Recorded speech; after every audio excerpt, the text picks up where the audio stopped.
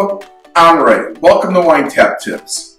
Today I'm here with my really good friend, Executive Chef Lou Rook from Annie Guns, and he's going to show us how to prep a steak to grill.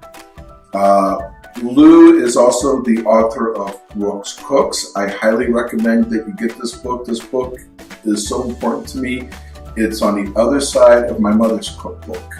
I've had more wine food epiphanies with Chef Lou Rook than anybody else, and I really recommend that you check out his book and visit him at Annie Guns.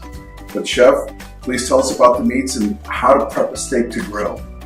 So what we did here, the meats in front of you are the three, to me, the primal cuts, meaning you have a ribeye, and you have a strip, and you have the filet mignon. And over here we have a few venison steaks that we're gonna have to play with a little bit and have some fun with. So this is the primary meats. And so basically we've cut those, they're about 16 ounces a piece, 10 ounces on the filet. And then what we're gonna do is we're gonna do a simple seasoning, teach you how to cook them, and then we're gonna carve them up and eat them. That is all the fun that a person could ever want to have in one day. And I think the cool thing too, if you see the marbling, these are all prime. This is all prime meat, which is the highest grade of farm-raised meat in the United States. So about 10% of all, 8% of the meat produced, or the cattle produced in the United States, grades out as prime. That's what makes it so special. All this has been aged, wet aged, for about 31 days, which is incredibly important. If you don't age meat, you eat it young, it's going to taste bloody and be chewy. Mm-hmm. So the more that you can let it sit out there, I think if you go much further than that, it gets a little bit, it's like a fine wine. Bell curve? Yeah, it hits its peak and then it starts coming down. But if you eat it too young, then you're going to be chewy, it's a little bloody, blah, blah, blah. It's got strong flavor. So my optimum is about 30, 31 days. Now you said wet aged. Mm-hmm. What is the difference between a wet aged steak and a dry aged steak? So 85%, 90% of all the meat that's produced in the United States and slaughtered and then put into, they cryovac everything. Okay. So technically the term is in the bag, right? Yeah. So wet aging is in that bag. Okay. Okay, where dry aging is, it's out of the bag, it's in a temperature and humidity controlled chamber with the air circulating to dry the meat, basically. But wet aging, the importance of that is you'll get the muscle constriction when it's slaughtered, will settle out. So, it's like when we cut our finger. Yeah. It bleeds and you can feel it pumping. Well, finally that settles down and it stops. Same thing with an animal. Oh. When they slaughter it, the muscles constrict, which causes it to have to let it settle out of that rigor part of it. So it takes a minimum of 21 days to get to that spot. Then after that, you're just trying to find a flavor threshold that you think optimizes the capacity of the meat. And I think we started out with like 21 to 24, excuse me, and then over the years, I think 30, 31 is good, and I think that anything after that, to me, starts changing. Trying to maximize flavor, not change the flavor. We're trying to take beef and make it better, not into something else. Where dry aging, it has an optimum spot as well. And then all of a sudden you go farther out and it literally changes the complexity of the meat. Now, so it's more intense flavor with dry aged.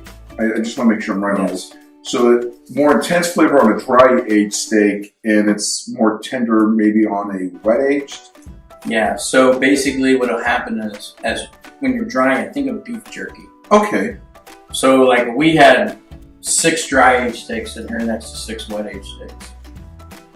You would start seeing this, as it said, you would start seeing a little bit of a purge because it has moisture.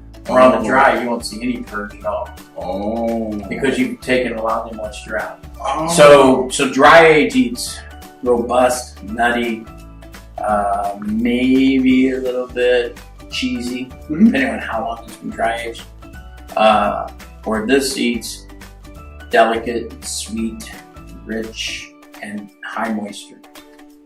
Where the other one is a little dry because you sucked a lot of that moisture out of the meat. Oh, okay. So it's and dry age versus wet age, you could cut a room in half. 50% of people love dry age, 50% of people love wet age, and there's really no in between. It's not a right or wrong, it's what you prefer. Just What like you prefer. wine. Absolutely. What you prefer, or like in the movie Spartacus, do you prefer oysters or clams? There you go. There you go. Well, let's go to it. Thank you. Cheers. So basically what we've discussed at this point, we've talked about the grades of meat, the aging, and things of this nature. So now I'm going to show you how we will season the steak. And once again, this is just my opinion on how I feel beef eats best. So we do very simple seasoning. It's a little bit of kosher salt. And what you want to do, get above it and shake it out evenly like that. A lot of people do this. What happens is you get pockets. You get pockets of the salt, right? See how it's like? So then we take a little bit of cracked pepper. Now we could use peppermill, and that's fine. I love peppermill, but right now I'm using this beautiful little quarter cracked pepper. And then a little bit of garlic. Granulated garlic, not garlic salt, and not garlic powder. Granulated garlic because it eats a little bit cleaner, and the others tend to be a little strong. So then once we do one side, we flip them.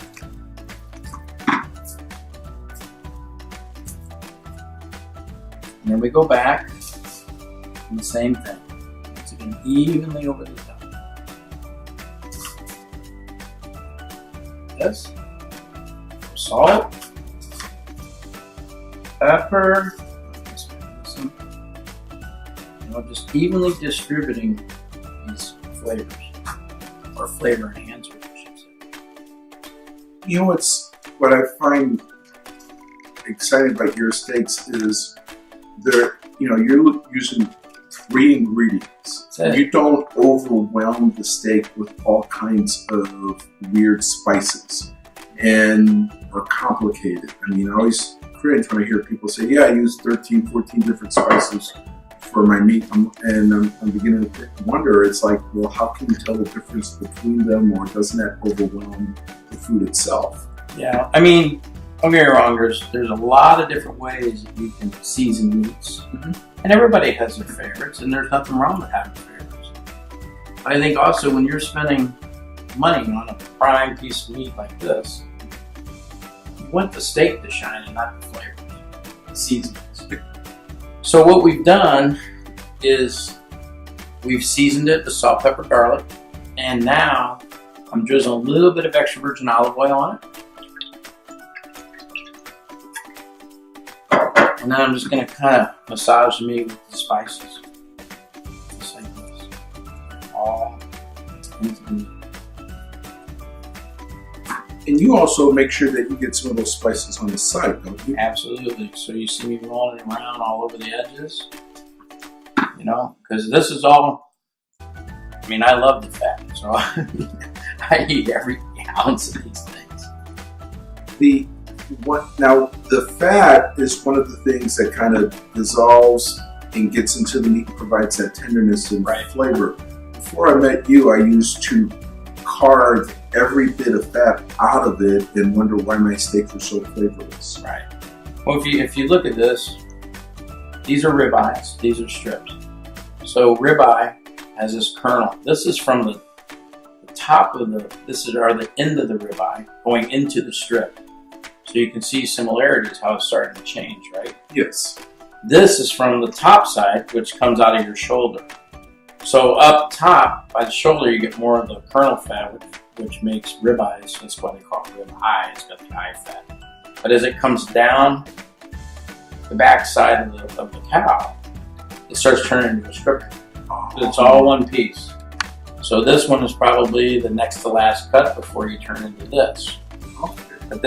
So ribeyes, to me, you want to eat mid-rare, medium, because you want this to be hot, because that flavor then it's moving. If it's, don't get me wrong, you like rare meat, but rare ribeye, like with this kernel of fat, it really doesn't do it justice because you're not getting that fat moving around the meat.